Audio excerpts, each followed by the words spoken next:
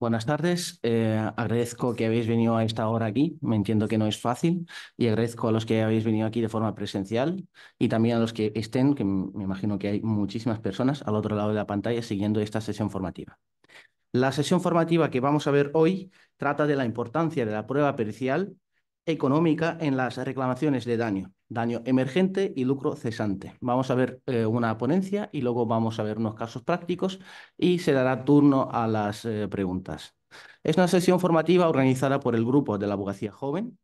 Tenemos hoy como presentador, como experto, Marcos Morales Maudo. Nos va a divertir y nos va a formar en esta materia, que me parece muy interesante.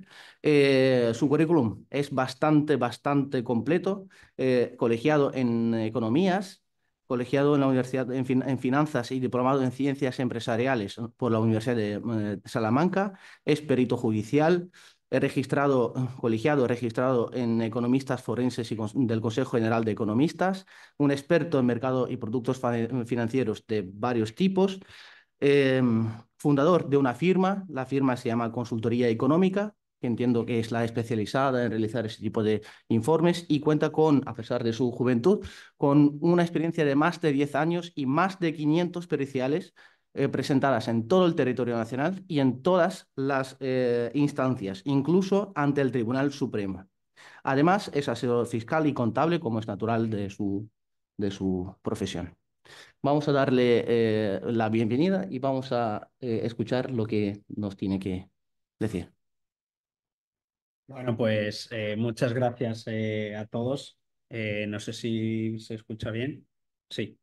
Bueno, muchas gracias a todos por estar aquí hasta ahora y especialmente pues agradecer al grupo de Abogacía Joven y en la persona de su presidente por haber pensado en mí, por haber pensado pues bueno, en esta ponencia que yo creo que es de plena y absoluta actualidad, o así por lo menos lo entiendo yo en base a lo que vosotros como abogados, pues me soléis reclamar, ¿no? En los últimos años y un poco, pues la demanda del mercado después del COVID, especialmente, pues de casuísticas y procedimientos de daño emergente y lucro cesante que, como veremos, pues hay diversas casuísticas y en diversas, además, jurisdicciones en las que es necesaria en los procedimientos de reclamación, pues una pericial económica o contable que cuantifique el daño emergente y lucro cesante. Bueno, pues sin más dilación, comenzamos con la exposición, exponiendo un poco pues, la síntesis. Bueno, en primer lugar, pues una pequeña introducción, ¿no? De lo que vamos o intentaré explicar y exponer. La idea o la intención es pues ajustarnos no siquiera a agotar la hora y media, sino la exposición unos 40-45 minutos y después dar a un tiempo de ruegos y preguntas, un espacio de tiempo 15-20 minutos, tanto de las personas que nos siguen online como aquellas personas que nos acompañan aquí en directo. Bueno, pues sin más dilación, comienzo pues bueno, con un poquito con la introducción. En primer lugar, pues vamos a explicar el porqué, ¿no? De esta ponencia, el interés que suscita y el objetivo de la misma, ¿no? Que al fin y al cabo, pues es, como no puede ser de otra manera, pues mejorar la eficiencia, ¿no? Y la efectividad de las actuaciones judiciales, en este caso en las que conlleva la colaboración de un perito economista con los abogados, ¿no? Y básicamente eso. Luego, pues bueno, analizaremos también las diversas casuísticas en las que suele demandarse y suelen requerirse o suele ser necesaria la pericial económica. Recordar un poco, aquí os pediré que seáis piadosos, ya que yo no soy jurista, pues un poco los conceptos de daño emergente y lucro cesante y qué es lo que entiende la jurisprudencia, ¿no? Por esos conceptos y qué es lo que exige, ¿no? Desde el punto de vista de probatorio para la prueba pericial, qué es lo que se exige, ¿no? Igualmente, pues bueno, hablaremos en el punto 4 aspectos jurídicos básicos y rigor probatorio, básicamente eso, y luego veremos la documentación necesaria que es una pregunta frecuente que siempre que nos llamáis, oye Marcos, pues ¿qué documentación necesitas para el presupuesto y para elaborar la pericia y demás? Pues veremos atendiendo a la naturaleza del perjudicado, los tipos más o menos generalmente de documentos contables que se necesitan para elaborar la pericia y luego pues por último os pondremos los 3 casos prácticos reales en los que mostraré la pericial, cuál ha sido el objeto, cómo se ha abordado un poco la metodología y un poco pues en relación a toda esta ponencia. Bueno, pues comenzando por el primer punto, ¿por qué esta ponencia? Pues yo creo que ya lo hemos avanzado, ¿no? Pues la incesante demanda en los últimos años, especialmente después del COVID, que por diversas casuísticas que ahora expondremos a modo general y sucinto, más o menos las más demandadas y que suelen darse. Bueno, porque es un tema de actualidad para los colegiados, que duda cabe que la reclamación de daño emergente y lucro cesante en las demandas civiles, mercantiles, etcétera, pues suele ser bastante habitual y como vuelvo a repetir que se ha incrementado en mi experiencia como perito en estos 10 años, ¿no? Pues al principio mucho en su momento cuando yo en el 2014 empecé a ejercer como perito, pues mucha demanda de suelo, mucho bancario, ahora el bancario está un poco más preparado, veremos a ver qué dice el Tribunal Supremo sobre la última sentencia del IRPH, en las cuales, pues, por temas de cuantificación, pues hemos hecho muchos, pero como vuelvo a repetir, a partir de pospandemia, quizás, pues bueno, por tema de concursos, las dificultades económicas y todo lo que conllevó, ¿no? Desde el punto de vista económico y empresarial, pues es un tema de plena actualidad y demanda que estamos recibiendo pues muchas peticiones, ¿no? De esos procedimientos, cosa que a lo mejor antes pues no tanto, ¿no? Y bueno, qué duda cabe que si estamos en el Colegio de Abogados de Málaga, bueno, pues mejorar la interacción profesional en busca de la excelencia, ¿no? Que ese es siempre el objetivo y más estando aquí, como digo, en el Colegio de Málaga, en el cual el nivel profesional y de ponencia me consta por el Congreso de Abogacía anual que suele desarrollar, ¿no? Al cual suelo asistir habitualmente siempre que puedo. Pues bueno, es de un nivel de excelencia bastante alto y bueno, intentaremos que esta ponencia pues también esté a esa altura de excelencia y de profesionalidad que ayude, pues bueno, no solo que os ayude a vosotros como abogados, en la interrelación con el trabajo además conjunto y coordinado que tiene que haber en la prueba pericial económica con los peritos económicos en aquellos asuntos en los que sea necesario. Bueno, pues como hemos avanzado, las casuísticas en las que suele requerirse esto al fin y al cabo, sois vosotros, ¿no? Los abogados los que acudís al perito y con este tipo de casuísticas, ¿no? En primer lugar, o lo más habitual es por incumplimientos contractuales. Y ya comenzamos un poco a poner ejemplos concretos, ¿no? Imaginaos una empresa que presta servicio, tiene un contrato de prestación de servicios, como por ejemplo un asunto del año pasado en Madrid, que tiene un contrato de 5 años de la prestación de unos servicios de adecuación de eventos y demás, y al año y medio, pues la empresa contratante pues decide sin previo aviso y sin nada dejar de trabajar con esa persona teniendo firmado un contrato y pues bueno, ahí se incumplía un incumplimiento contractual y había que cuantificar el daño emergente y el lucro cesante en este caso, mejor dicho, hasta la finalización del contrato, ¿no?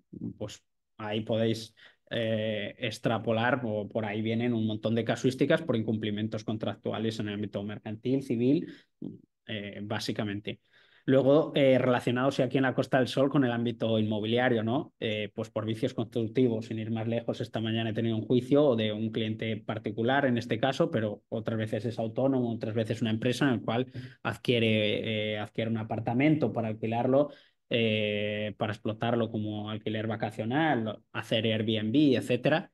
Y resulta que a la entrega de las llaves, pues se lo entregan con defectos que afectan a la habitabilidad, etcétera. Le impide explotar. Que duda cabe que hay un daño lucro cesante perfectamente claro, ¿no? Por cada mes que transcurre que no puede explotar, pues bueno, ahí pues el objeto de la cuantificación, había unos daños emergentes, pues esta mañana por poner un ejemplo concreto, ¿vale? Sin dar tampoco más detalle, que luego ahondaremos a tres casuísticas que he creído interesantes, además en las que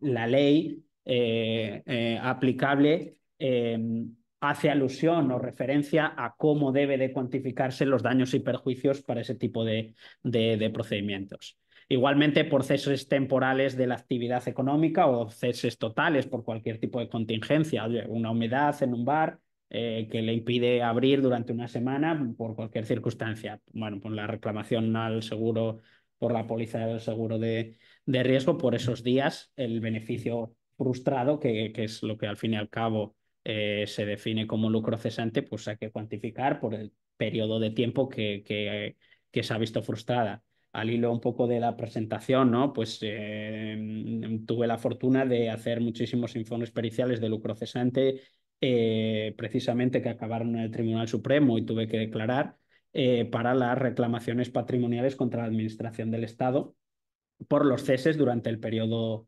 durante los dos periodos de estado de alarma en el que se decretó el cierre obligatorio de muchos negocios en distintas comunidades, ¿no? Bueno, pues ahí qué duda cabe que había un lucro cesante puro y duro. Luego, bueno, por circunstancias, de hecho, ya vosotros que sois abogados ya sabréis por cuestiones jurídicas y de interpretación del Tribunal Supremo dice que, bueno, que al final no ha sido estimada la petición y no ha entrado a valorarse la petición, pero bueno, sí que en dos ocasiones tuve que ir a ratificar los múltiples informes, luego ya como eran todos iguales, ¿no? Pues de las cuantificaciones para bastantes negocios conocidos, ¿no? Y igualmente, pues bueno, en último lugar también para el ámbito de penal económico, por presuntos delitos de apropiación indebida, administración desleal, como veremos un caso además concreto de apropiación indebida de patentes, ¿no? Que hay un lucro cesante, que además la empresa en la que supuestamente pues ha sustraído ese know-how y esas patentes de registro de productos lo está explotando para su propio lucro, ¿no? Bueno, pues ahí veremos además la ley de patentes especifica de manera concreta cómo ha de cuantificarse o da unas líneas generales de cómo ha de cuantificarse los daños y perjuicios, la indemnización de daños y perjuicios, ¿no? Pues ahí los peritos no solo tenemos que saber de pericia económica, sino también saber del contexto jurídico en el que se enmarca la propia pericial, ¿no? Bueno, por recordar, ¿no? Esto como he adelantado antes, yo no soy jurista, por favor, os pido que seáis piadosos si alguna definición, aunque bueno, las definiciones y bastantes conceptos de los que voy a exponer están sacados de la guía que tenemos o que elaboró el REFOR hace muchos años. El REFOR es el Registro de Economistas Forenses, la subsección del Colegio de Economistas para aquellos profesionales que nos dediquemos a la pericia económica, en la que elaboró con gente muchísimo más experimentada y más preparada que yo, elaboró una guía sobre recopilando la praxis pericial durante muchos años, la interpretación jurídica de todos los tribunales y la jurisprudencia sobre el daño emergente y lucro cesante, en la cual, pues bueno, especifica un poco, pues más o menos, pues las normas, criterios y cuestiones o conceptos que debemos tener muy en cuenta, tanto, por supuesto, los abogados como también los peritos, como podréis comprobar ahora a continuación. Bueno, pues por repasar, ahí tenéis la definición de daño emergente. Bueno, está compuesto por los costes y gastos directos que el perjudicado tuvo como consecuencia de un hecho causante que, como ya hemos visto, puede ser, hay multitud de casuísticas, ¿no? Y que aquellos gastos que no hubieran incurrido de no haberse producido el hecho causante. Esto es importante como acompañaréis. Es más, yo diría en la propia definición, añadiría que aquellos gastos que son directamente relacionados con el hecho causante, ¿vale? Porque, como sabéis, luego los tribunales son muy rigurosos con ese aspecto, mucho más si cabe con el daño lucro cesante, como veremos, a efectos probatorios. Y el lucro cesante, pues bueno, el perjuicio económico constituido pues, por la pérdida o ganancia, mejor dicho, ganancia neta dejada de percibir como consecuencia de ese hecho causante, que debe ser resarcido por el responsable de ellos. Bueno, por detenernos, tres aspectos importantes respecto de, el daño emergente, ¿vale? ¿Qué entiende y qué se exige por daño emergente? Bueno, pues son los costes y gastos soportados o incurridos por, como consecuencia directa, como viene indicado.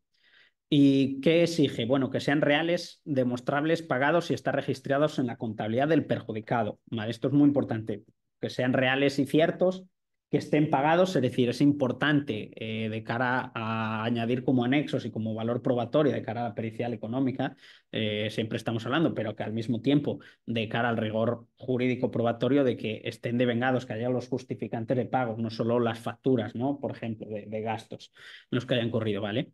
Y a ser posible que estén registrados en la contabilidad. ¿Vale? Generalmente, pues cuando es una SL, pues en sus libros contables, libros de gastos, cuenta del grupo 6 como veremos además un ejemplo, pues ha de estar en sus cuentas anuales que esté registrado. Bueno, el segundo punto, perdonar que me sonroje, siempre es que se recomienda que esos gastos estén contabilizados en una cuenta contable aparte.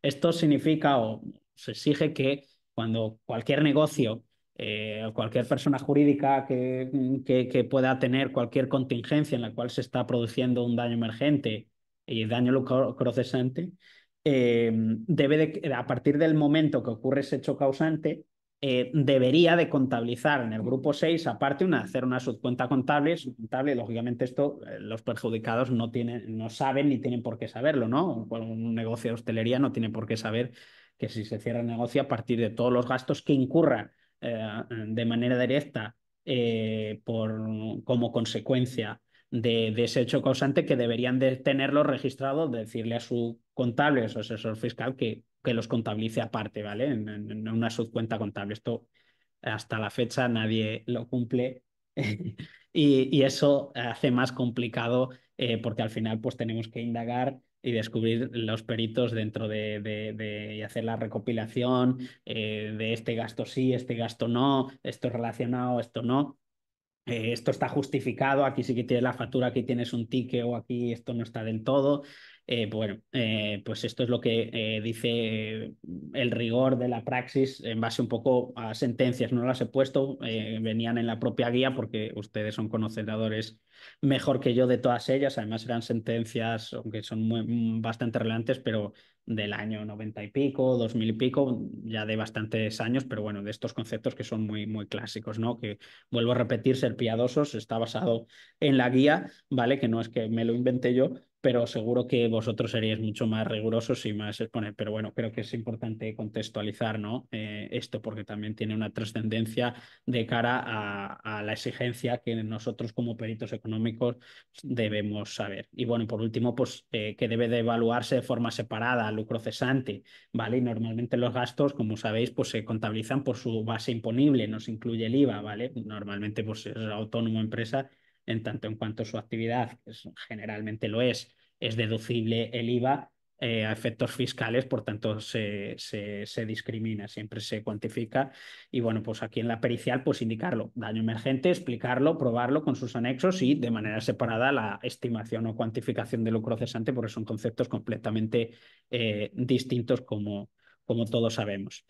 Bueno, el lucro cesante, aquí hay 5 aspectos, ¿no? Más complicado, como sabéis, más exigente por parte de la jurisprudencia y los tribunales su probación, al fin y al cabo. En primer lugar, como veis, pues bueno, lo que hemos dicho, el lucro cesante al fin y al cabo son las ganancias frustradas dejadas de obtener o las ganancias frustradas dejadas de obtener como consecuencia del hecho causante. ¿Vale? Aquí esto es importante. Cuando hablamos de ganancias frustradas estamos hablando de beneficio neto, es decir, ingresos menos gastos. No, bueno, pues que yo tengo un negocio que factura 1 millón de euros y tal. Bueno, facturas, esos son tus ingresos, hay que descontar los gastos y al final la reclamación, que muchas veces los clientes pues vienen con expectativas muy grandes que luego una cosa es sus expectativas y otra cosa es lo que a nivel probatorio y jurisprudencial se exige. Es el beneficio neto, pero bueno, eso por recordarlo no está de más, seguro que todos vosotros lo sabéis, ¿no? Igualmente, se excluye todo beneficio basado en meras expectativas o esperanzas. Cuando pongo ahí en subrayado, porque esto sí que hay sentencias del Supremo totalmente conocidas y no del Supremo. En muchas sentencias de primera instancia se puede ver lo de meras expectativas o esperanzas de beneficio. Es decir, no, lo que el lucro cesante tiene que tener, probarse rigurosamente y eliminar todo tipo de expectativas. Es decir, los beneficios que en condiciones normales, en ausencia del hecho causante, hubiera obtenido en base, como veremos más adelante en la ponencia o apuntaremos de manera soslayada, en base un poco al histórico o la tendencia que venía teniendo la propia empresa de esos beneficios, ¿vale? En ausencia de esa tendencia, pues hay, por supuesto, otras metodologías, se puede cuantificar, pero bueno, luego lo abordamos. Igualmente, pues eso, que cierto grado exige cierto grado de certeza, por no extendernos más. Igualmente, no solo hay que probar la existencia del daño cierto, que bueno, la existencia del daño emergente es más fácil de probar o a efectos de la cuantificación económica, por nuestra parte, poca discusión requiere si está directamente relacionada con el hecho causante, pues son los gastos los que son y punto, viene en la factura, no es una estimación. No así en el lucro cesante. Ahí el nexo causal, pues hay que probarlo. Importante, es una cuestión más jurídica que económica, pero a veces también sí que hay que relacionarlo, ¿no? Que las pérdidas han sido debidas desde el punto de vista teniendo en cuenta la naturaleza de la actividad económica, del ciclo estacional, por ejemplo, en los negocios de hostelería. Pues bueno, ahí sí que hay que ver a veces en la pericial sí que es conveniente y se puede hablar del nexo causal y reforzarlo. Lógicamente, al final de lo que se trata en estas reclamaciones y el objetivo de la ponencia es que tanto la actuación del perito economista como del abogado sea lo más coordinada y en coherencia posible. Eso es lo que dará que al final la actuación sea lo más eficaz y eficiente para conseguir lo que se propone en la demanda, en este caso una indemnización para el supuesto perjudicado, ¿no? Importante, como último concepto, hay que acotar el horizonte temporal del daño. En algunos casos viene predefinido por el vencimiento contractualmente, ¿no? Por el contrato, como el caso que os he expuesto. Oye, hay un incumplimiento contractual que tenemos hasta 5 años de contrato por una prestación de servicios por los cuales yo tengo un beneficio, si soy yo el perjudicado, pues si me rescindes al año y medio, pues los 3 años y medio es lo que habría que calcular. Tampoco hay que muchas veces ahí sí que, pues bueno, viene claro. En otros no viene tan definido y habría que diferenciar entre el daño lucro cesante actual y el daño lucro cesante futuro. Y además, a veces es complicado, ¿no? Porque ocurre el hecho causante, pero cuando me vienen al despacho o os vienen al despacho y después acudís al perito economista para cuantificarlo, es que todavía no se ha materializado, es decir, se ha ocurrido la semana pasada y todavía no le han solucionado el hecho causante, como pueden ser unas reformas, unas obras que impide la actividad económica, sea la que sea, y hasta dentro de un mes no van a terminar, pues hombre, es conveniente terminar para saber el hecho causante y a posteriori ver el resultado, ¿no? Que a veces me ha llegado, por ejemplo, un asunto reciente que me ha llegado de una supuesta, pues bueno, aquí un tema sobre todo de mercantil, ¿no? De la actuación de unos administradores, de unos socios, pues bueno, eran 3 socios de un tema inmobiliario, de los cuales 2 de ellos, de una deliberación, iban a comprar unos terrenos para invertir y resulta que 2 de ellos, pues, han montado una sociedad paralela aparte han comprado esos terrenos en contra del tercer socio y sin consentimiento alguno, utilizando esa información sensible para hacer una operación inmobiliaria. Hasta, claro, ahí me ha llegado el caso y le he dicho, oye, mira, es que hasta que no, dices que ahora la empresa, la sociedad todavía tiene pérdidas porque compraron los terrenos, pero todavía no han vendido la promoción inmobiliaria, por tanto no se ha materializado ese beneficio. que sería la indemnización que en la parte correspondiente podría reclamar el tercer socio, ¿no? Todavía no ha habido lugar. Normalmente ocurre el hecho causante y lucro cesante se produce en el momento inmediatamente posterior, ¿no? Pero bueno, hay esa complejidad. Esos 5 aspectos, por tenerlos muy en cuenta, el nexo causal, el horizonte temporal del daño, tener en cuenta que es el beneficio neto lo que se puede, el concepto que se puede reclamar, no los ingresos únicamente o la facturación en bruto, sino por su base imponible, como ya hemos dicho, generalmente. Y bueno, pues eso, eliminar todo tipo de expectativas. Bueno, dicho esto y contextualizado, vamos a un poco ya más a entrar a lo que yo considero que pues es más de la pericial económica y que seguro que vosotros, porque esto es al fin y al cabo, esta ponencia que estoy realizando es en base a lo que vosotros como abogados nos demandáis a los peritos. Y en concretamente, pues bueno, la primera pregunta cuando llaman por teléfono, oye, Marcos, para pasar el presupuesto y para hacer la pericial, ¿qué necesitas? ¿Qué documentación necesitas para pedirle al cliente tal? Bueno, pues aquí hemos de diferenciar entre la naturaleza del perjudicado, ¿no? Hago un inciso también. Estamos hablando de, para contextualizarnos o poner periciales, reclamación de daño emergente y lucro cesante, teniendo en cuenta que somos nosotros la parte demandada y pericial de parte la parte demandante, perdón.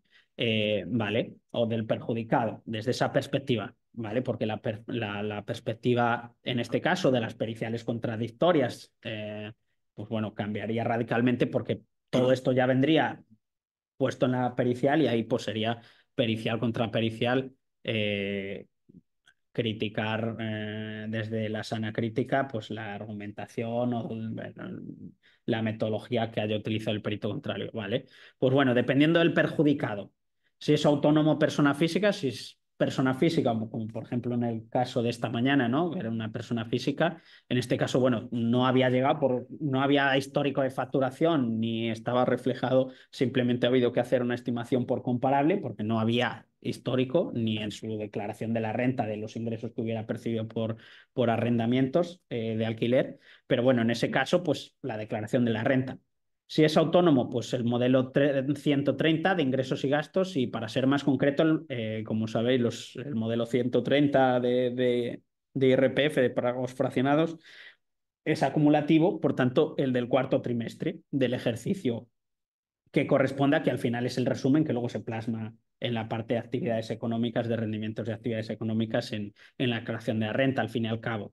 Pero bueno, da un poco más detalle los ingresos y gastos, el modelo 130 de cuarto trimestre, pues a partir de ahí se puede obtener, lógicamente, ahí se puede observar el beneficio neto y a partir de ahí jugar, dependiendo del periodo temporal, pues hallar medias, etcétera. Luego, para las comunidades de bienes, esa misma información o de manera análoga viene reflejada en el modelo 184 de declaración anual de atribución de rentas. Ahí vienen los ingresos, gastos y luego, en este caso, si ahí pongo un inciso entre paréntesis, si el perjudicado es uno de los socios únicamente y hay que reclamar su parte, pues el modelo 130 que al final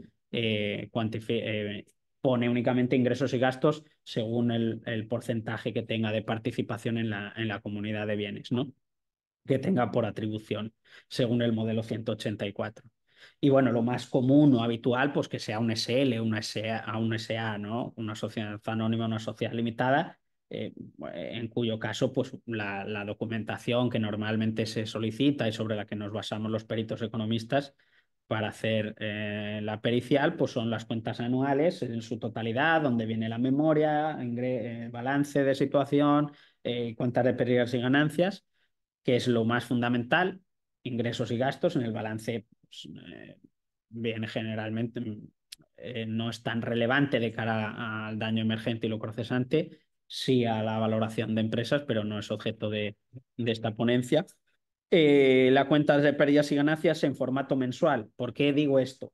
¿Vale? Esto al final, ¿por qué? Porque en las cuentas de pérdidas y ganancias, en el modelo de impuestos sociales, el modelo 200, viene ingresos totales durante el año, durante el ejercicio, tanto, gastos, tanto. Bien, ¿qué ocurre, por ejemplo, si hay que cuantificar el daño emergente de un chiringuito en la playa, que ha sido justamente el periodo del daño que le ha impedido ejercer su actividad por cualquier hecho causante en los meses de julio y agosto? ¿A que le prorrateamos del total entre 12? No, hombre, eso no sería conveniente, creo yo, ¿no? ¿Por qué? Más que nada porque la pericial contradictoria diría, oiga usted, es que en los negocios de hostelería, por poner un ejemplo práctico y concreto que se entienda, la consecución de los ingresos y gastos no se da de manera uniforme en todos los meses. Puede darse a lo mejor el 60 o 80% en los 3 meses principales y luego tener una facturación y un beneficio infinitamente menor en el restante de meses. Por tanto, es muy burdo hacer eso. Por eso el pedir la cuenta de pérdidas y ganancias en formato mensual donde se ve ingresos y gastos y beneficio neto mensualmente. Eso el gestor, el gestor del perjudicado, pues directamente lo puede sacar entrando en el programa de gestión y sacando ese tipo de informes que viene predefinido, ¿no? Ahora veremos un ejemplo. Y luego, pues los libros mayores de las cuentas afectadas de gastos, ¿vale? Pues donde viene específicamente definida. Y el modelo de impuestos sociales, pues bueno, por complementar. Además, pongo ahí, pues bueno, de cara al lucro cesante, ¿no? Pues todas las facturas, los contratos en cuestión, si estamos hablando de un incumplimiento contractual, emails que prueben, oye, mira en fin, mil casuísticas, nóminas o cualquier otro documento probatorio. Aquí os he traído, creo que era importante, pues eso, lo que estoy hablando de la cuenta de pérdidas y ganancias en formato mensual, que como podéis ver, pues ahí en la pantalla, no obstante, creo que se compartirán tendréis a disposición las diapositivas. Esto básicamente tampoco ni el perjudicado ni el abogado, directamente el propio asesor, pues que en su programa de gestión puede sacar el informe en un PDF porque vienen predefinidos casi todos los programas de gestión para sacarlo así, ¿no? Pues viene enero, febrero, si os dais cuenta ahí en el ejemplo concreto, en septiembre, octubre y noviembre y diciembre apenas tiene, bueno, no tiene actividad y en cambio tiene actividad, un beneficio en junio, por esto precisamente era un negocio, si no recuerdo mal, de catering, de organización de eventos y bodas. Y como vemos, pues en junio tiene más actividad y de un beneficio neto, que es el resultado del ejercicio, como veis, ingresos menos gastos. Esos son los datos sobre los que tenemos que jugar para cuantificar el lucro cesante en este caso, ¿vale? Igualmente, pues os traigo aquí un ejemplo del libro mayor de la cuenta, de una cuenta contable de gastos, ¿vale? Donde vienen ahí, pues, una serie de gastos. Hay distintos formatos, dependiendo el programa de gestión que el gestor del perjudicado utilice, pero al fin y al cabo es lo mismo. Vale, luego pues si hay alguna pregunta respecto a esto, que suele ser habitual, pues si puedo, pues os la responderé encantado y sin ningún problema. Bueno, ya pasamos a los casos prácticos, ¿vale? Vamos a ver 3 casos prácticos en las cuales pues se plasma pues precisamente un poquito lo que hemos adelantado, ¿no? En este caso, el primer caso, estamos hablando de el objeto de la pericial era una indemnización por daños y perjuicios que me piden la cuantificación de daño emergente por un lado y lucro cesante por otro. El lucro cesante en este caso, como estábamos hablando de la presunta apropiación indebida de unas patentes, básicamente esas patentes que tenía registradas la empresa, el perjudicado en este caso, las había desarrollado y luego veremos cómo cuantifiqué o cómo decidí abordar el tema y darle forma para cuantificar, que había 2 posibles vías para cuantificar el objeto en este caso, ¿vale? Era una empresa dedicada al diseño y fabricación de iluminación LED para edificios públicos, empresas, tanto para interior como para exterior.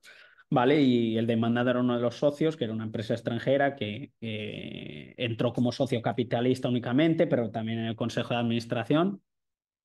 Y básicamente tuvieron una relación, digamos, contractual de socios o estuvieron dentro del capital de la empresa durante al menos 5 años, ¿no?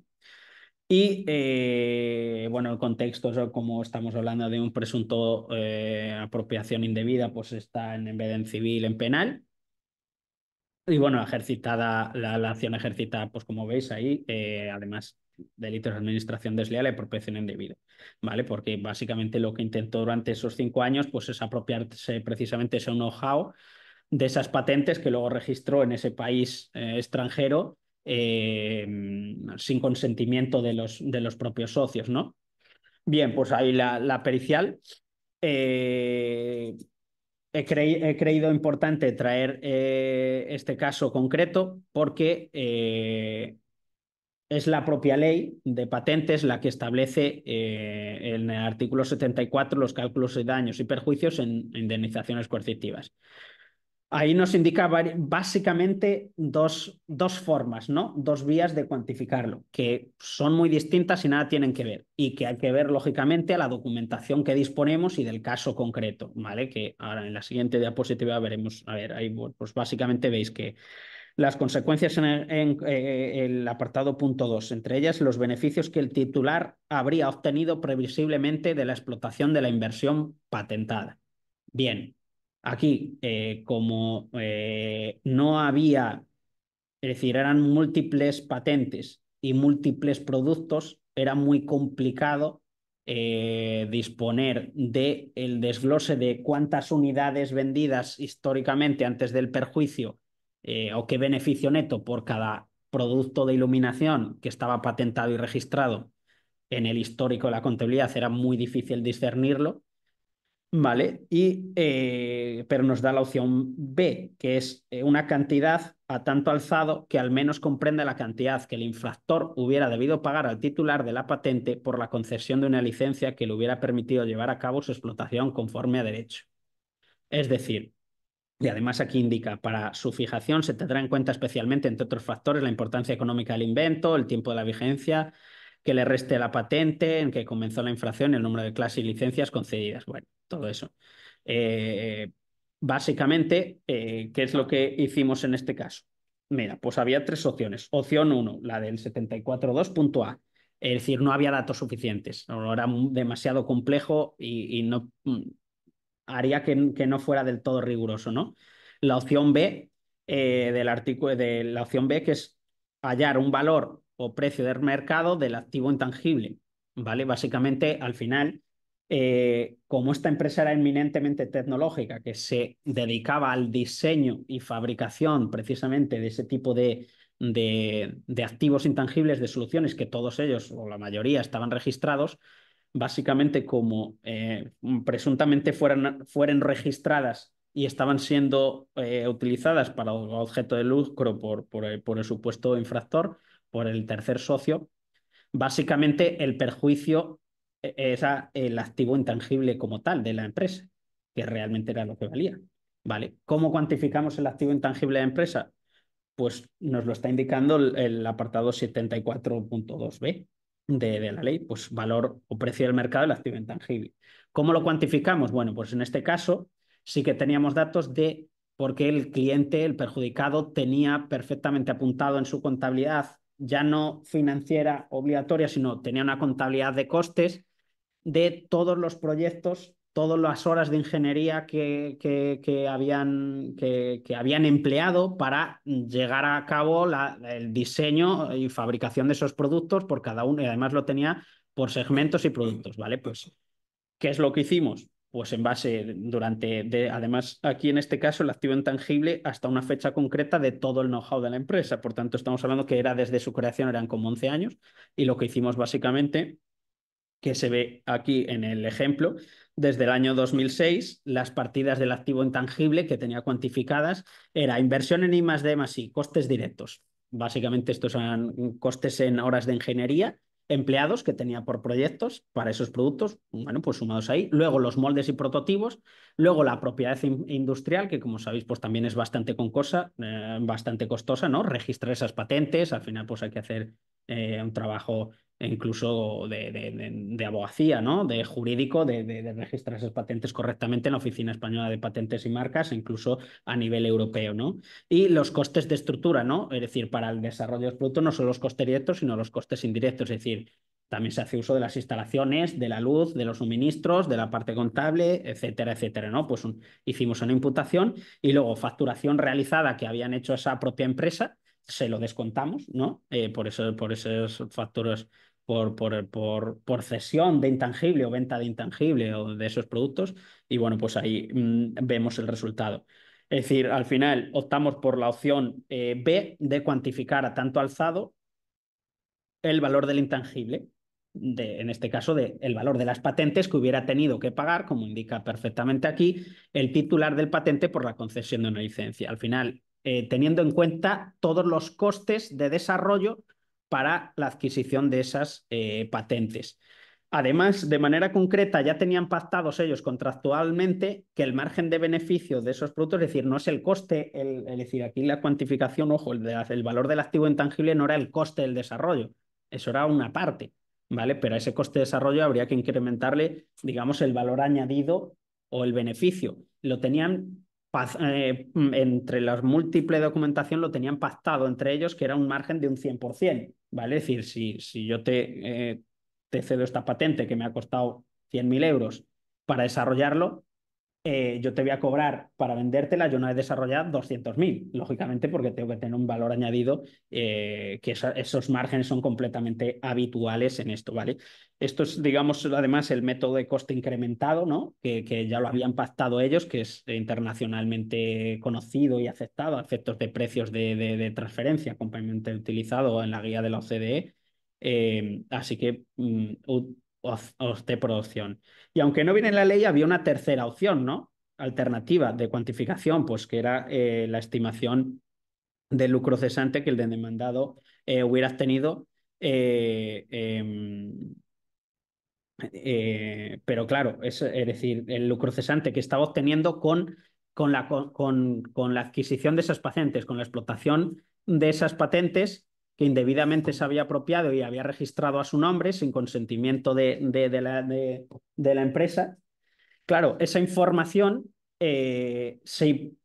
solo está en poder del demandado, a la cual yo no tengo acceso. Si bien el propio abogado del demandado puede solicitar a través del juzgado, ahí ya tampoco me entro, bien diligencias preliminares o bien otros sí en la demanda, oiga usted, facilíteme usted, demandado, cuáles son las ventas, el registro de ventas de todos aquellos productos en los cuales, aquellos productos patentados, cuya patente era mía, que yo había desarrollado, ¿no? Eso, aunque no viene ahí, sería perfectamente válida, ¿vale? Como en este caso, pues no era posible o no se contempló, había esta opción, pues opté por esta opción, ¿no?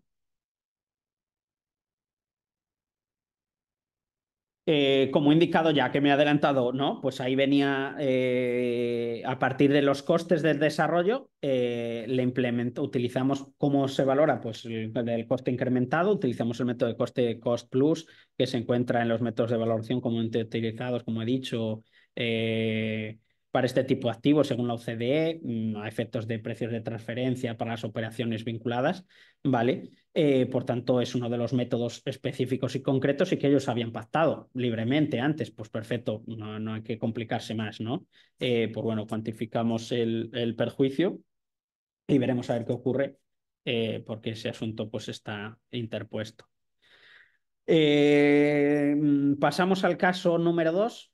¿Vale? El caso número 2, como veis ahí, se trata de la estimación de daños y perjuicios en un contrato de agencia, de pues, un profesional autónomo que tiene un contrato de agencia, de comisionista, como distribuidor, como venta era vendedor de componentes de automoción, ¿vale? El demandado es el empresario, el perjudicado pues el autónomo. Bueno, esto es una cuestión civil que estará pendiente de sentencia, una pena que no haya salido porque fue en noviembre el juicio y podría haberla traído a colación si fuera estimada y hace alusión a la pericial, que es muy probable porque era la prueba más relevante, ¿no? Porque el resto, pues bueno, estaba bastante claro a priori, no era demasiado controvertido tal y como transcurrió el juicio. Bueno, la acción ejercitada por la reclamación de indemnización de daños y perjuicios por clientela sin preaviso en contrato indefinido, ¿no? Objeto de la pericial, que cuantifique la indemnización por clientela, es decir, le rescinden casi sin preaviso o sin cumplir el periodo de preaviso que establece la ley por ese contrato y además por la pérdida lógicamente de esa clientela que al final que se beneficia o queda para el empresario, ¿no? Que puede seguir obteniendo. Bueno, pues lo he traído a colación porque aquí también es importante que los peritos economistas pues seamos conocedores del contexto concreto, lo que dice la ley, que un poco la indicación de por dónde tiene que ir la cuantificación, ¿no? Pues bueno, aquí el artículo 25, en primer lugar, que la extensión del contrato de agencia por tiempo indefinido, el preaviso, ¿vale? Que dice, aquí la acotación del daño, recordar, aquí viene acotado por ley que el plazo de preaviso será un mes por cada año de vigencia del contrato, con un máximo de 6, y si el contrato de agencia hubiera estado vigente por tiempo inferior a un año, pues el plazo de preaviso será un mes. ¿Vale? Por tanto, eso de cara a la cuantificación ya me lo está diciendo la ley. Es ver el contrato, ver esto y ya los peritos pues, nos adecuamos a eso. La indemnización por clientela, ojo, ¿vale? También en el artículo 29 establece la indemnización por daños y perjuicios que le hubiera causado, pues bueno, al perjudicado, ¿no? Si no hubiera amortizado, por ejemplo, hubiera comprado un vehículo, lo acabara de comprar y pues la parte no amortizada se podría, pero no estamos hablando de eso, estamos hablando de lo que viene un poco más tasado, que es la indemnización que no podrás tener en ningún caso, la indemnización por clientela del artículo 28 del importe medio anual de las remuneraciones percibidas por el agente durante los últimos 5 años o durante el periodo de duración del contrato si este fuera inferior. Bien, pues vamos al caso concreto. En este caso, llevaban una relación contractual de 7 años, por tanto, estamos ante un periodo, en este caso sería de 6, el máximo, ¿vale? Del periodo máximo de 6 meses el, para el preaviso, para la indemnización, que aquí hay dos tipos de indemnización. Uno, el preaviso.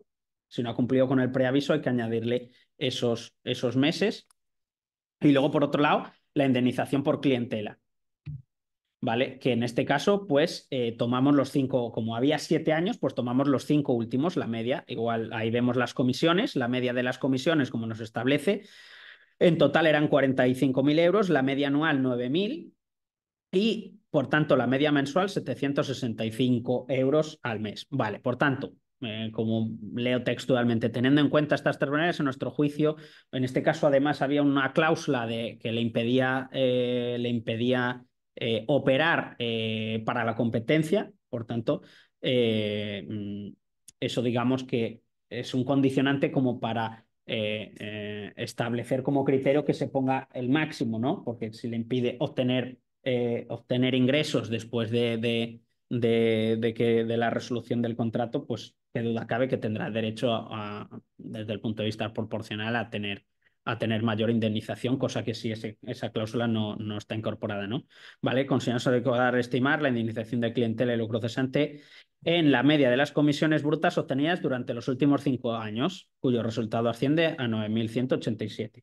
¿Vale? Punto. La media de los últimos 5 años era esa, pues ya está. Indicando que es el más prudente entre los objetivos, porque bueno, si hubiéramos tomado la media de los últimos 3, si os dais cuenta, pues solo con ver los datos, pues daría un importe mayor, ¿no? Pues bueno, ahí a efectos prudentes decidí moderar y tomar el criterio más prudente dentro del máximo que permitía, ¿vale? Y luego la indemnización por falta de permiso, tomando como base la media obtenida en el apartado anterior, y habida cuenta que el periodo que duró la relación contractual eran 7 años, entendemos que el plazo de preaviso en el contrato objeto será de 6 meses, a razón de un mes por cada año, por tanto con el máximo de 6.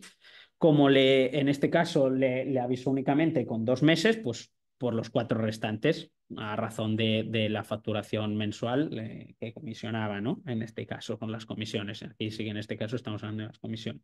Sin más, pues esa es por la falta de preaviso. Lógicamente, luego será el tribunal el que modere o decida, ¿vale? Este es el criterio un poco que yo tomo y en base a que al abogado de la parte demandada pues me indique y sugiere dentro de lo que puede ser reclamable y contemple la ley. Luego será su señoría el que decida si, hombre, eran 6 meses y 2, si el preaviso no era ese, o si consideraba que como era una concatenación, pero eran 7 contratos cada año, aunque eran idénticos, solo simplemente renovación, que solo era un año, bueno, pues entonces ya tiene un año, pero bueno, eso pues habría que ver la resolución en su momento. Pero de cara a cuantificación, el planteamiento que nosotros consideramos correcto, a nuestro juicio, pues era este, ¿no? Y bueno, pues el caso número 3, estimación de daño lucro cesante puro y duro por incumplimiento contractual. Me parecía muy esclarecedor este caso, ¿no? Era una empresa, en este caso el perjudicado es una empresa del sector logístico, ¿vale? Que tenía contratos tanto de almacenaje como de portes, ¿vale? En el cual para una empresa multinacional bastante conocida de bricolaje, de sus pedidos online, ¿no? Los pedidos que se hacen por la web, pues que te llegan a tu casa, pues básicamente, pues esta empresa era la que tenía los contratos para los distintos centros y tenía tanto como para pedidos como para almacenar los pedidos en centros logísticos, ¿no? Juzgado de primera instancia, la jurisdicción, reclamación de indemnización por resolución unilateral de los diversos contratos. De la noche a la mañana, la multinacional decide dejar de contratar los servicios, a pesar de tener 9 contratos firmados con él, sin ningún tipo de preaviso y después de llevar una relación contractual, es más, teniendo 2 contratos firmados, pero todavía pendientes de ejecutar. Un mes antes, pues cambian el director logístico, cambia y decide que va a trabajar completamente de otra manera con otra empresa o van a montar internamente su propio sistema logístico y de repente dejan de, de trabajar con él, ¿no? Que duda cabe que hay un lucro cesante por incumplimiento contractual o resolución unilateral del contrato en base a las duraciones de los contratos, que aquí igualmente, ahora como veréis, estaban. Bueno, el periodo temporal del daño determinado por cada uno de los contratos eran periodos de un año y de 6 meses, en algunos casos. Había contratos en los que había histórico de facturación y había 2 contratos que habían firmado como el mes antes, pero que no se habían ejecutado. Vale, bueno, pues ahí no había histórico, ahora veremos cómo os explicaré cómo lo cuantifiqué, ¿no? Qué documentación teníamos a disposición para poderles dar solución. Vale, estimación del beneficio a nivel de contrato, ¿vale? Extraído y calculado a partir de la contabilidad del perjudicado. ¿Vale? Aquí, gracias a que el perjudicado tenía muy bien detallado y desglosado, cosa que tampoco era obligatorio por la ley, ingresos, gastos, punto, pero aquí tenía los ingresos por cada uno de los centros, ¿no? Y los gastos también separados, los que era para este cliente, que era su principal cliente, lógicamente, tenía otros más clientes, era una empresa que proporcionaba, como digo, del sector logístico, pero este era su principal cliente, que duda cabe, ¿no? Y tenía todos los gastos separados para los portes para este cliente y todos los ingresos por centros separados por cada año. Como lo tenía detallado, pues perfecto. Nos facilitó la cuenta de pérdidas y ganancias detalladas y a partir de ahí sacamos el beneficio neto por contrato. En vez de ir en agregado de, oye, ¿qué beneficio factura esta empresa, obtiene y desagregar? Pues ahí pudimos ser más rigurosos, como bien establece la jurisprudencia, en el beneficio neto por cada contrato y en base a la duración de cada contrato. Bueno, para los contratos ejecutados simplemente hicimos la media aritmética simple del beneficio por cada tipología de contrato de los últimos 3 ejercicios, porque como digo, llevaba una relación y había un histórico bastante grande. Y para los contratos firmados sin ejecutar, hallamos el margen de beneficio aplicado a la estimación de facturación real del ejercicio anterior, es decir, la tarifa en función del número de pedidos. Es decir, había 2 contratos que además eran los más cuantiosos, que eran los que no se habían ejecutado, que eran para básicamente todos los pedidos online de una plataforma en el centro de España, en Madrid, y le facilitó, para pasarle el presupuesto, el propio demandado le facilitó el número de pedidos que había hecho el año anterior, que habían tenido el año anterior. Y el cliente le pasó la tarifa, vale, pues en relación al número de pedidos, al volumen de facturación que tiene, que habéis tenido en el año precedente, real, datos reales que le había pasado. Teniendo en cuenta el precio que yo te voy a cobrar por cada aporte dependiendo en función del kilo de portes, iba desde 1 hasta 1000 kilos, ¿vale? Pensar que es una empresa de bricolaje, ¿vale? Pues ahí tenía unas franjas. Bueno, pues lo macheamos y podemos estimar la facturación que iba a tener en base al mismo número de pedidos, al precio por kilo de cada pedido, obtenemos la facturación que hubiera obtenido en base al 2023. Seguramente la facturación hubiera sido mucho mayor porque estaban teniendo un crecimiento en pedidos online de un 20%, pero bueno, por motivos de prudencia decidimos no incluir todavía incluso ese 20% más, pero bueno, a efectos de prudencia, pues lo solventamos así, ¿no? Pues bueno, ahí en base a lo expuesto, con la metodología, el planteamiento que yo le dé, pues ahí se ve los 3 últimos años, los tipos de contrato, deportes, ¿vale? Lo que había facturado por cada uno de ellos, el promedio anual, luego el promedio mensual, el margen de beneficio neto, ahí los gastos los imputamos en base al porcentaje tal cual de gastos directos que iban relacionados, que los tenía separados ya en la contabilidad, como los gastos generales imputables a cada uno de los contratos. Si obteníamos que, por ejemplo, en los contratos de deportes obtenía el margen un beneficio de un 18%, por tanto, ya luego al final, después de hacer todo ese trabajo, es fácil, ¿no? Multiplicar el promedio mensual por el de facturación, por el beneficio neto de facturación por cada uno de los contratos, por el periodo del daño, 6 meses en unos, 12 en otros, y luego para los de depósitos, ahí el beneficio neto era, lógicamente, el servicio era distinto, pues obtenía un margen de beneficio más pequeño, la facturación era menor, y pues ahí está cuantificado todo. Y bueno, básicamente, pues esto no sé si os ha esclarecido, sobre todo, pues espero que haya sido de vuestro interés, que haya sido productivo, que os haya ayudado de cara, sobre todo, pues cuando tengáis asuntos de esta naturaleza en las que hay que cuantificar daño emergente y lucro cesante, pues os ayude, uno, a la interacción con el perito, ya saber con más detalle, pues un poco los puntos claves, la documentación que necesaria dependiendo del perjudicado, como un poco más o menos pues la cuantificación y en los casos específicos en los que la ley indica más o menos cómo o puede cuantificarse, ¿no?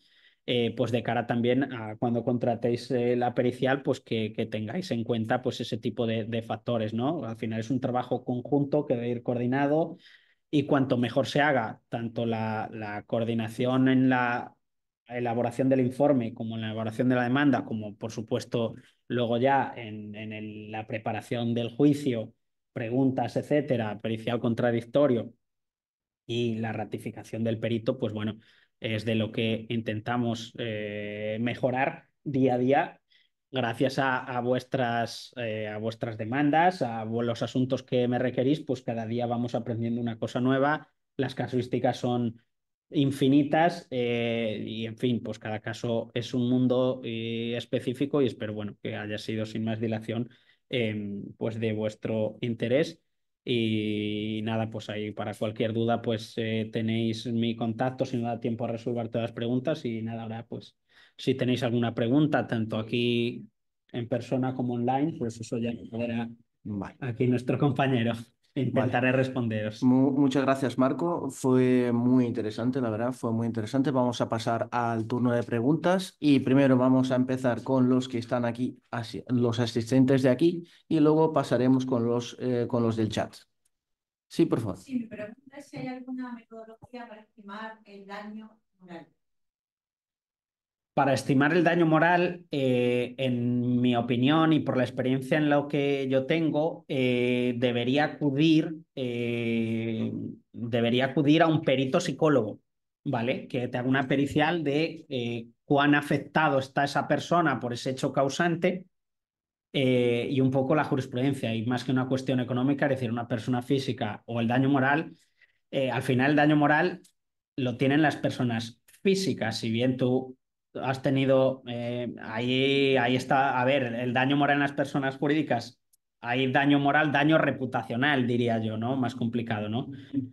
Ahí habría que ver el valor de la marca, cuantificar la marca, qué impacto ha tenido en la marca o en la facturación, ¿vale? Ahí habría que ver datos, es bastante ambiguo, complejo y subjetivo, pero se puede cuantificar, ¿vale? El daño de, si es una persona física, por ejemplo, el administrador de una de las sociedades que un asunto muy complejo que estuvo 16 años pleiteando con la agencia tributaria, un tema penal que duda cabe que le afectó a su vida personal y hay un daño moral que él puede reclamar, porque al final se le absolvió después de 16 años pleiteando, ¿no? Pues ahí es un asunto que... Pero ahí se ha encargado, por lo menos a mí me han encargado la pericial económica de daño emergente y de lucro cesante a esa sociedad, ¿no? Porque le impidieron, le bloqueó tanto, le pidieron unas fianzas enormes, millonarias a la empresa, ¿no? Por una inspección tributaria muy agresiva, porque una empresa de transportes que se dedicaba a temas de... Pues bueno, ahí la pericial se la encargó a un perito psicólogo, ¿vale? Que tiene que probar que ha habido un daño moral en la persona, ¿no? Que le ha afectado psicológicamente. No sé si he respondido más o menos a tu pregunta. Pero por el daño que... Sí, por el daño reputacional. Claro, cuanto más grande, más fácil es. Cuanto más pequeña, más difícil es, porque no tiene documental, no, muchas veces es muy difícil. ¿Cuánto vale una cafetería de un barrio? En cambio, una multinacional sí, porque hay 1000 parámetros con los cuales o una empresa cotizada o una sociedad anónima que tiene una marca registrada, ahí sí que se puede. Es todo ver el caso concreto, pero sí, sí, sí, por supuesto que se puede cuantificar. Muy interesante pregunta. Sí, por favor. Eh, bueno, en primer lugar, felicidades Marco por la ponencia siempre tan magnífica. Me alegra mucho saludarte y quería consultarte en relación a acotar el espacio temporal para determinar el lucro cesante. En caso de arriendo, y es que vamos a un caso concreto, por ejemplo, a un inmueble que hay una pérdida de arriendo, un tema de filtraciones y demás, y esa reparación nunca llega por el causante y realmente depende de mí. ¿Dónde se determina? Porque, por ejemplo, si no quiero reparar en un espacio de un año, ¿podríamos calcular esa pérdida de ese arriendo durante un año? O no sé si me termino de explicar. Sí, el caso que he tenido esta mañana en el juzgado es idéntico. Es decir, compra la vivienda, no está disponible para el fin que no está, resulta inoperativa por los defectos que tiene y, lógicamente, a día de hoy, pasados 3 años, la empresa no le ha dado solución. ¿Vale? Yo cuantifiqué hasta la fecha del informe, lógicamente, porque continuaban vivos, y luego, que es lo que se denomina técnicamente lucro cesante actual o presente, y luego dejé puesto de, oye, a razón del beneficio neto y del lucro cesante que he dejado de obtener por cada mes que transcurre, hasta que se solucionen y puede estar operativo. Ahí es una cuestión jurídica. De si no lo ha hecho, por qué y de prueba, pues ahí igual, no sé si es porque tú voluntariamente no quieres hacerlo o porque bien los procedimientos, como sabéis, se tiran 3 años. Y hasta que no llega una sentencia firme que le obliga a la empresa constructora a reformar, en fin, la terraza, humedades, el aire acondicionado que no funciona, etc., etc., etc., se ha tirado 3 años.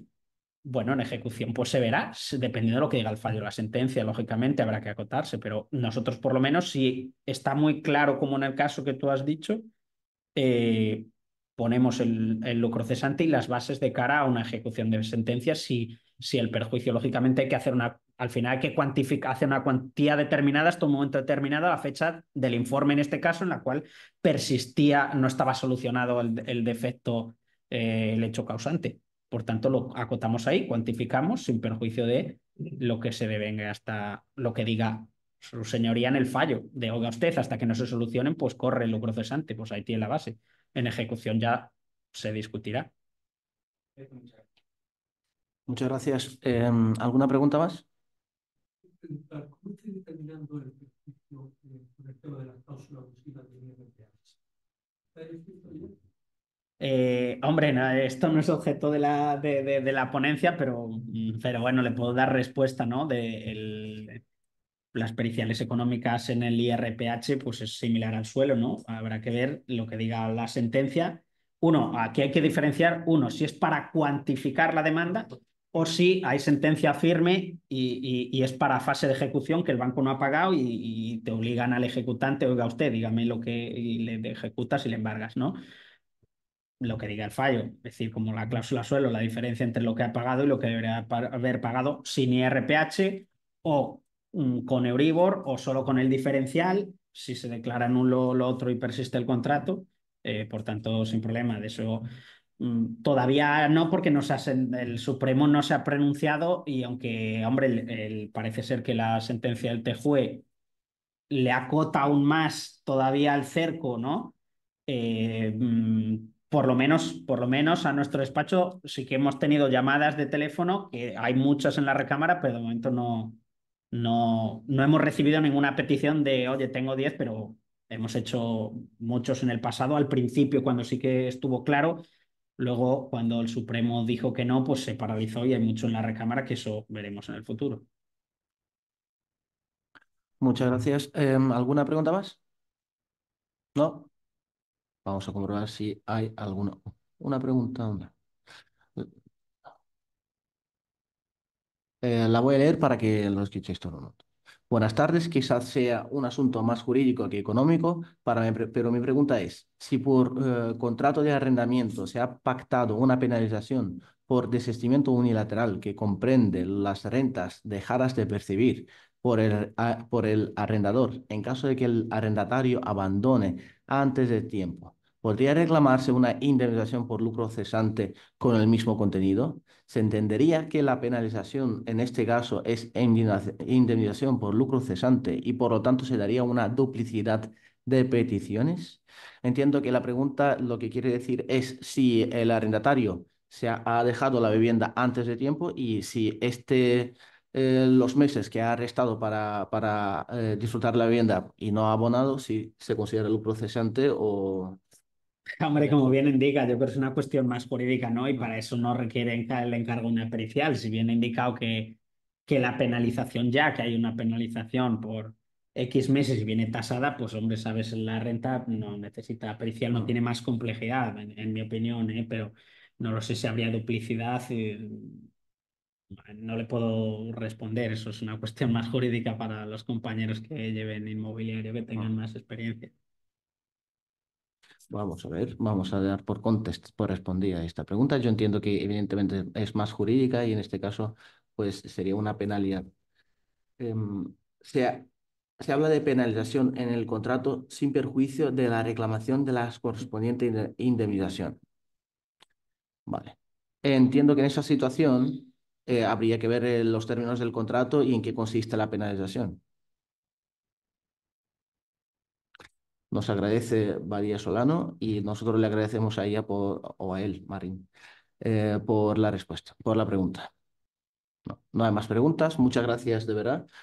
He estado muy interesante. Creo que yo por lo menos he aprendido muchas cosas nuevas y os agradezco a todos que habéis estado esta tarde aquí. Muchas gracias. Gracias.